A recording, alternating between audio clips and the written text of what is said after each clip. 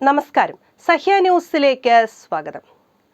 അതിശയകരമായ അതിജീവനത്തിന്റെ പല കഥകളും നമ്മൾ കേട്ടിട്ടുണ്ടാകും, കണ്ടിട്ടുമുണ്ടാകും. മരണമിങ്ങെത്തി, എല്ലാം ഇവിടെ അവസാനിക്കാൻ പോകുന്നു എന്ന് തോന്നുന്ന ഘട്ടത്തിൽ ജീവിതത്തെ എത്തിപ്പിടിച്ച മനുഷ്യരുടെ അവിശ്വസനീയമായ കഥകൾ. അതുപോലെ ഒരു കഥയാണ് ഇപ്പോൾ പറയാൻ പോകുന്നത്. കഥയല്ല, അനുഭവം. ഈ സംഭവം നടന്നത് 2013 കൃത്യമായി പറഞ്ഞാൽ 2013 മെയ് 26 ജാക്സൺ 4 എന്നൊരു കപ്പൽ ശക്തമായ തിരമാലയിൽപ്പെട്ട് ആദ്യം ആ കപ്പലൊന്ന് ആടിയുലഞ്ഞു. കാറ്റിന്റെ ശക്തിയിൽ പിടിച്ചു നിൽക്കാൻ കഴിയാതെ അത് കടലിനടിയിലേക്ക് മുങ്ങിത്താണു. ആ കപ്പലിലെ പാചകക്കാരനായിരുന്നു ഓക്കനെ എന്ന യുവാവ്. അന്ന് അയാൾക്ക് പ്രായം 29 വയസ്സ്. കപ്പലടക്കം തങ്ങൾ കടലിനടിയിലേക്ക് പോവുകയാണ് എന്ന് മനസ്സിലാക്കിയ ഓക്കനെ ആദ്യം ചിന്തിച്ചത് അതിജീവനത്തെക്കുറിച്ചായിരുന്നു. കടലിൽ പോയി പരിചയമുണ്ടായിരുന്നതിനാൽ തന്നെ സമുദ്രത്തിലുണ്ടാകുന്ന മാറ്റങ്ങൾ ഓക്കനയ്ക്ക് എളുപ്പം മനസ്സിലാകുമായിരുന്നു.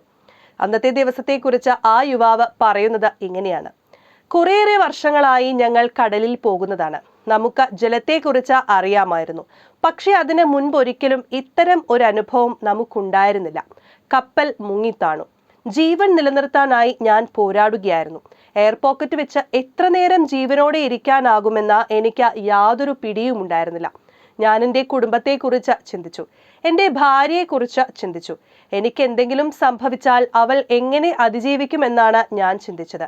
എൻ്റെ ജീവിതത്തെക്കുറിച്ചും ഞാൻ ആലോചിക്കാതിരുന്നില്ല. പക്ഷേ 60 മണിക്കൂർ ഓക്കനെ വെള്ളത്തിനടിയിൽ കപ്പലിന്റെ അവശിഷ്ടങ്ങൾക്കിടയിൽ പിടിച്ചിരുന്നു.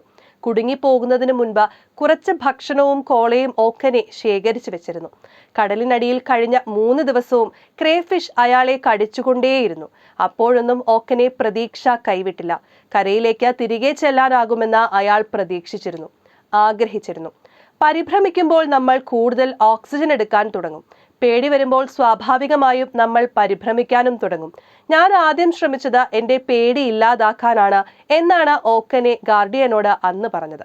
അന്ന് കപ്പലിൽ ഉണ്ടായിരുന്ന 11 പേരിൽ 10 പേരെയും മരിച്ച നിലയിലാണ് കണ്ടെത്തിയത്. ഒടുവിൽ രക്ഷാദൗത്യത്തിനെത്തിയ ഡൈവർമാരുടെ സംഘം 3 ദിവസത്തിന് ശേഷം ഓക്കനയെ ജീവനോടെ കണ്ടെത്തി. അതാ അവിടെ ഒരാൾ, അയാൾക്ക് ജീവനുണ്ട് എന്നാണ് അതിലൊരാൾ വിളിച്ചു കൂവിയത്. ഓക്കനെ ആ നേരമായപ്പോഴേക്കും വിറച്ചു തുടങ്ങിയിരുന്നു. കണ്ണുകൾ പയ്യെ അടഞ്ഞു തുടങ്ങിയിരുന്നു. എന്നാൽ അയാൾ ഒടുവിൽ ജീവനോടെ കരയിലെത്തി. പിന്നീട് ഇത്രയേറെ ഭയാനകമായ അനുഭവം കടലിൽ നിന്നും ഉണ്ടായിട്ടും 2015 അദ്ദേഹം ഒരു ഡൈവറായി മാറി. എൻ്റെ ജീവിതത്തിൽ ഒരുപാട് ഭയങ്ങൾ ഞാൻ നേരിട്ടിട്ടുണ്ട്. ഒരിക്കൽ കൂടി അത് നേരിടാൻ ഞാൻ തീരുമാനിച്ചു എന്നാണ് ആ തീരുമാനത്തെക്കുറിച്ച് അദ്ദേഹം പറഞ്ഞത്. ഇപ്പോൾ ഒരു ഡൈവറാണ് ഓക്കനെ. ഓക്കനയുടെ അതിശയകരമായ അതിജീവനത്തിന്റെ കഥ അത്ഭുതത്തോടെയാണ് ആളുകൾ കേൾക്കാറ്. News desk, Sahya news.